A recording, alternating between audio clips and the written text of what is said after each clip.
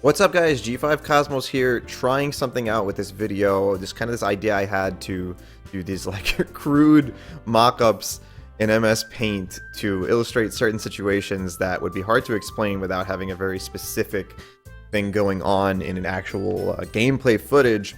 So for this first attempt at trying this kind of content, I'm going to talk about something that I like to call the wall of fear. And the wall of fear is something that I see very, very often when coaching mid-level players, low-level players. And the concept is basically just that a person is held back in their positioning, in their commitments, in the way they execute their gameplay based on an excessive amount of fear of what the opponent can do to them. And that results in a lot of misspacing, a lot of, wrong positioning. I'm going to show you exactly what I mean. So we have two characters here.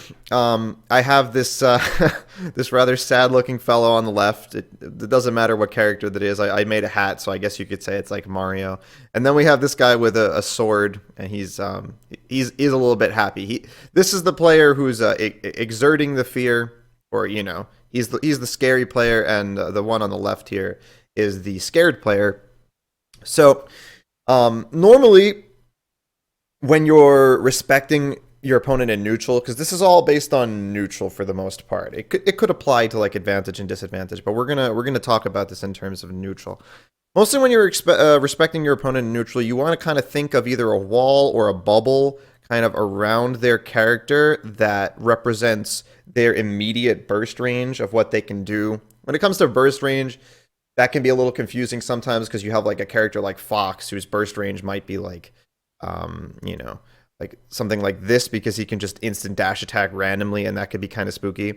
But we're not going to really worry too much about that. We're going to worry about like the range of your opponent spacing a move. So you could say this character was like Marth, and then like Marth swinging a forward air, something like that. And this is the space that you want to be respecting, or that you want to, consider that your opponent can do things in. So I'm using blue for that to kind of illustrate it being a correct thing.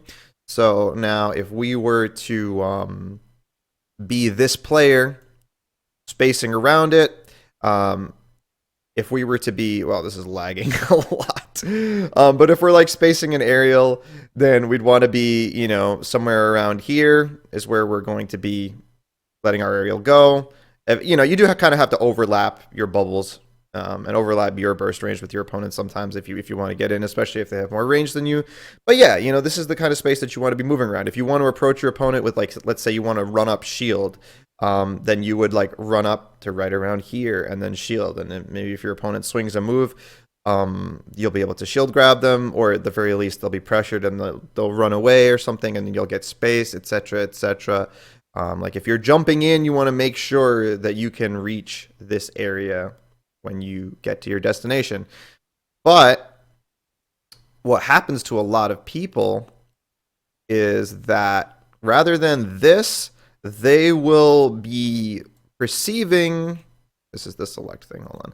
They will be perceiving something like this, which is what you don't want to do. So this is essentially a wall, and this wall represents a space where in this player's mind on the left here, he feels danger when he gets to this point. It doesn't have to be, exactly this distance, depending on the way that the player has, the fear. It could be a lot of different positions. But this red line represents a wall that whenever this player gets at this proximity from the opponent, he feels like he's here, basically. He knows he's not. Like, it's not like you're going to show the player a clip of him being here and he's going to think, oh, I'm in fair range or something. But it's just about the emotional state of the player while playing.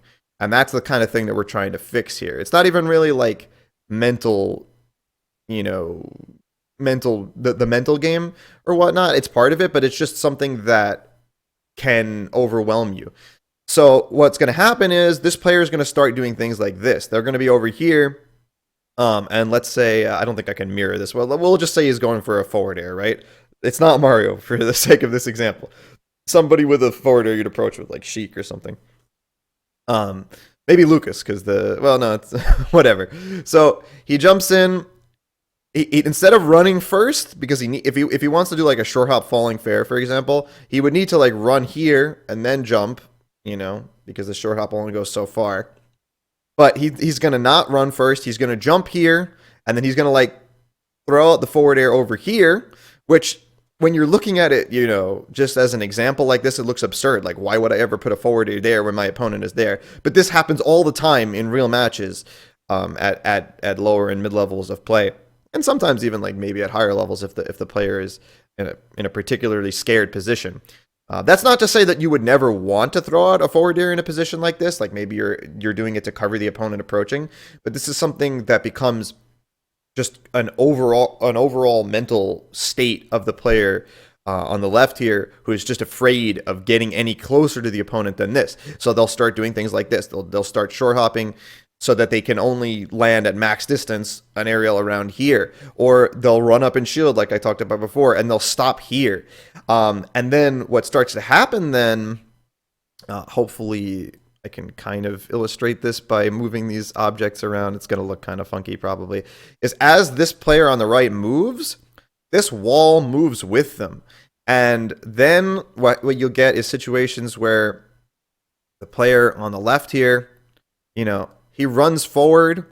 He gets to this point. He never goes past this point, and then he starts dashing back. And he starts dashing back, and then eventually, like I was just showing you, you get positions where this player starts moving forward, and now when the player on the left start spacing, they keep moving further and further back. They get cornered really easily. They get put off stage really easily, and all sorts of bad things happen as a result of this. I think the problem is pretty clear. I could give more examples about it, but you get the point here. So let's talk about ways and things we can do to not let this happen. I mean, the first example is always going to be the simplest thing, is to just kind of be conscious of where you should be spacing, where you should be positioning, where, the blue bubble is that we talked about, where your opponent's actual danger zone and actual burst range is, because that's really what you want to be dealing with almost all the time. But beyond that, as far as things you can do to get around this, is basically still working off of the original example, but doing things to get close to your opponent even when you don't necessarily feel safe doing so. Because Smash is a game where you do have to take risks. Sometimes it feels like you're learning about frame data and you're learning about, frame advantage and spacing and all this kind of stuff. And it creates this message where it's like, I have to play as safe as possible all the time. If I play as safe as possible all the time, I am playing perfectly. That is how I need to play. And that, for me, kind of hits personally, because back in Smash 4, I spent a lot of time playing the game and kind of feeling that way as I played it. I was a Fox main, and I hated Light's Fox in Smash 4. For the longest time, I hated his Fox because he took so many risks that I saw as unnecessary. I was like, well, you can play Fox so much safer than this. Like, why would you do all of this kind of stuff? And then, like, right as Smash 4 was ending, it kind of just hit me. I just looked at it, and I'm like, oh, wait a minute. Like, by taking these risks, intelligently, he's putting so much pressure on the other person. Now the other person doesn't feel safe. The other person doesn't feel like they can pressure him, and they feel scared, and they have to shield more, and then he can grab them, and they're not as confident, they're not as comfortable, and all this kind of stuff. So while playing safe is absolutely something that you need to be able to do and need to understand how to do deeply, you can't really succeed in Smash at higher levels without taking a certain degree of calculated risk. Because by taking risks, like if you imagine both players in like a perfect hypothetical scenario are just playing completely safe for the entire game, assuming they play a relatively even matchup, no one would win. Like, I mean, someone would win, but it would be really, really hard for anyone to outplay the other person while just staying completely safe. But by taking even small risks, you kind of cut through that barrier of just safe perfection and create situations where now your opponent has to guess. And now there are these Yomi layers and rock, paper, scissors scenarios where you can outplay your opponent. Again, this is mostly all in terms of neutral, because advantage and disadvantage don't have this, like, obviously in advantage state. I mean, you could take risks, but it's like it's much more calculated how you can just be in control of the situation. But anyway, so you would do things like, for example, running right up to this person, even into their bubble range, and then dashing back. This is something that I tell people a lot. It's a little bit of a deviation from the overall, message of a solution to this problem, but this is one of many things you could do. Is like, let's say you are here by this red line already, and you know that if you get closer, you're going to be in this person's range, and you want to dash back. Well, unless this person is just always running at you, and you know that by dashing back, they are in turn going to dash up to you, and then that can give you a potential whiff punish with like a pivot grab, or like dash back in grab, or dash attack, or what have you. If it's not a situation like that, then what you can do is you can run up, instead of just dashing back, you can run up to them first, not commit to anything, and then dash back. And now you're doing the same thing where you're dashing back. So if your opponent like moves forward or whatever, you're baiting them. But just by entering their space, you're saying, hey, look at me, I'm here, come hit me, I'm right in your face. And you're almost like making a wall of your own. You're almost like now saying, hey, look, this is my bubble, this is my wall. It's not quite the same with the wall of fear, but it can be in the sense where you run up to them, and then you put this here in your opponent's head for a second, and then you dash back, and you leave part of your hat behind. And and now the other person who's here is like, oh, well, I don't want to, I just saw this person that I'm trying to hit right here where this red line is. So now I'm going to go for like an undershot forward air, or I'm going to grab right here, or I'm going to do something right here. And now you, weird hat guy, are over here, and that person just looks like an idiot, just whiffing in place because you just ran right outside of their burst range, but you're still right here. You run in and punish them. So that's one good way to specifically deal with this situation. Let me get these things back to normal.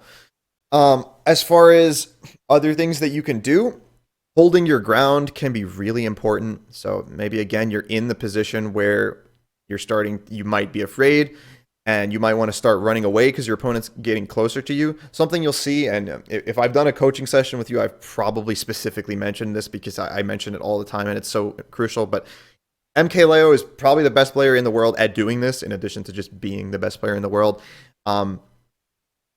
Maybe I shouldn't talk too much about this because this could probably be a video all to itself. But even though dashing back is such a good defensive option, it's so useful sometimes to just hold your ground and use the options that you have. So let's say player B here is running at you. Instead of dashing back here and like over-respecting their potential to do things, you have so many defensive options that you can do just in one place. You can put up your shield, or that's not the here. You can put up your shield, and then, if they don't grab or do a unlikely shield breaking move, then boom, that's already great. Now your opponent is either going to get punished, or they have to, probably back away from your shield if they don't want to, get punished or stay in your face. You can spot dodge if you think they're going to grab, or if you just know the general timing of anything they're going to do, because spot dodge beats anything in the game as long as you time it right, essentially, unless it's like a multi-hit. Although it still beats the beginning of the multi-hit for the sake of the point. Or you could even just like throw out an attack. Like you think, this guy's going to come and threaten you. You can just be like, hey, I'm just going to hit you away, or even just grab you as you approach. There are a lot of things you can do just by holding your ground. So getting back to the basis of everything, the main point in this video is that you want to always remember where your opponent's actual range is, their actual burst range, their actual threat range that you need to respect. And you definitely don't want to create a wall of fear that's an unrealistic overestimation of your opponent's threat range. It's something I see all the time. Guys, watch your VODs back, even if you're just playing on Elite Smash or whatever you do to practice. If you want to get better, save some replays, or if you have a capture card, record some gameplay. Look for stuff like this in your gameplay. You don't have to be an experienced coach, who by the way, you can book on Metafy. That's always an option if you guys want to learn stuff like this one-to-one with me. Maybe I could do coaching sessions where I draw in MS Paint. Wouldn't that be fun? Probably have to charge less for that. even if you don't have coaching experience or high-level gameplay experience, you'll see the game from a different perspective when you watch it back in your VODs, and you'll be able to see something kind of illustrated as simple as this. You know, pause, rewind, do whatever you have to look at everything. I hope this video was helpful for you guys. Let me know in the comments if it was helpful for you, and if you'd like to see more videos like this. I know it's kind of like a lazy version of content, but at the same time, this is something that I would have trouble illustrating this well, even if I spent like hours and hours editing a polished video. So I thought this would be something that would be more practical for me to do for content, and I can do a lot of, you know, coaching ideas with this kind of video. So I hope you enjoyed it. Do book me on Medify if you want to get some advice like this catered to your own needs, and subscribe to the channel if you haven't already. I'd greatly appreciate it, and I'll wish you a good one, guys. Bye bye.